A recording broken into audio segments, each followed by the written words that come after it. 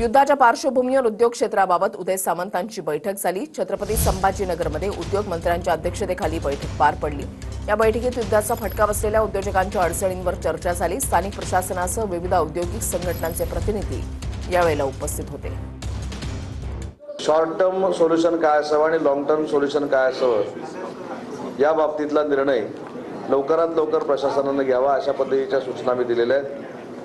आणि उद्योजकांनी ज्या ज्या काही अपेक्षा माझ्याकडे व्यक्त केल्या आहेत की माननीय मुख्यमंत्री महोदयांकडे कशा पद्धतीचा अहवाल दिला पाहिजे, इलेक्ट्रिसिटीच्या बाबतीतलं काय, बांबू लागवडीच्या बाबतीमधलं काय आहे, बायोगॅसच्या बाबतीतलं काय आहे, आता जो नॅचरल गॅस आहे तो कशा पद्धतीने डिस्ट्रीब्यूट केला पाहिजे, सीएनजीच्या बाबतीतलं काय आहे, त्या सगळ्या बाबतीमध्ये जो काय अहवाल मी आज तयार केलेला आहे, जो आज तैयार करें तो सगळा मी मुख्यमंत्री महोदयांकडे देणार आहे। सारी हमारी जो इश्यूज थे, जो हमारे प्रॉब्लम्स थे, वो सारे सर को बताए। कितना कंजम्पशन है, कितने यूनिट्स हैं, कितने यूनिट्स इफेक्ट हुए हैं, जो ऑटो एंसिलरी, ऑटो कॉम्प, इंजीनियरिंग, फार्मास्यूटिकल में जो गैस यूज़ कर रहे हैं।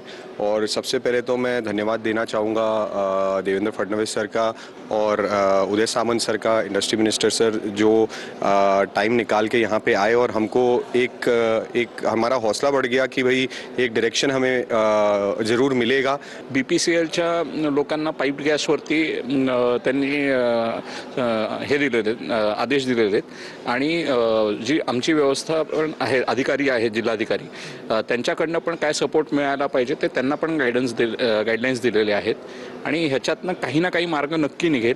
पुढचे 3 ते 4 दिवस आमच्यासाठी खूप महत्त्वाचे आहे। जर 3 ते 4 दिवसामध्ये जर पर्याप्त प्रमाणात जर इंधन पुरवठा झाला नाही, LPG असो किंवा डिझेल असो किंवा फर्नेस ऑइल असो, तर अशी सिच्युएशन येऊ शकते की आम्हाला प्लांट कम्प्लिटली शटडाऊन करावं लागेल।